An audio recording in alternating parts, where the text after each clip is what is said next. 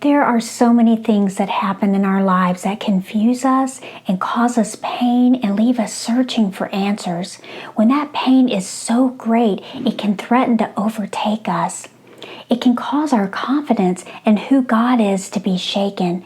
It's at that very time that we need to remember, I know whom I have believed.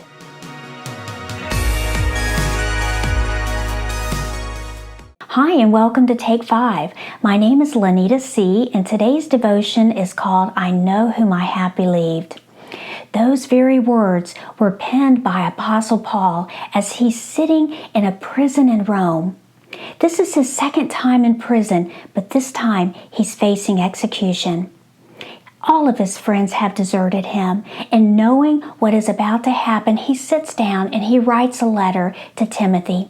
He is stressing the importance of not being afraid to testify of the gospel of Jesus Christ and not to be afraid to suffer as he is.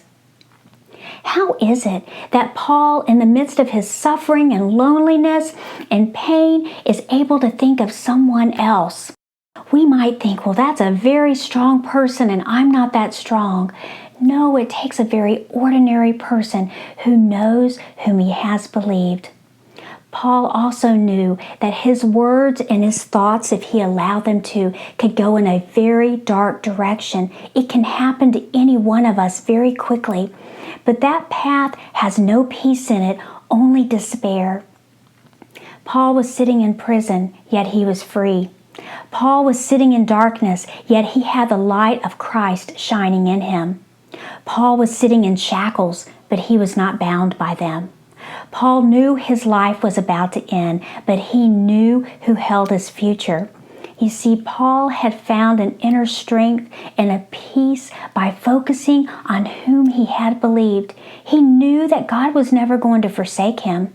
He knew that God was going to provide grace to him in his time of need.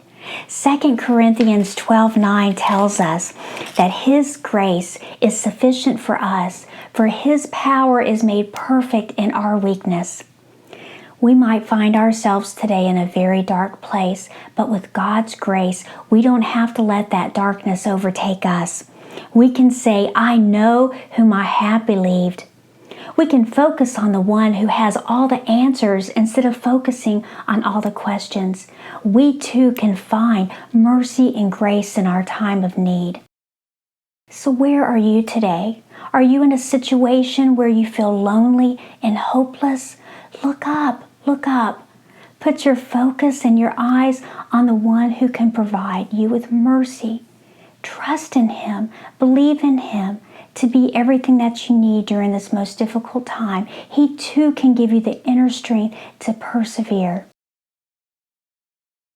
Wherever you may be today, I pray that this devotional has been an encouragement to you. If you're in need of prayer, please email me at take5tuesday@gmail.com. I'd love to pray for you. Until next week, God bless you. Keep your eyes on Him and don't forget, take 5.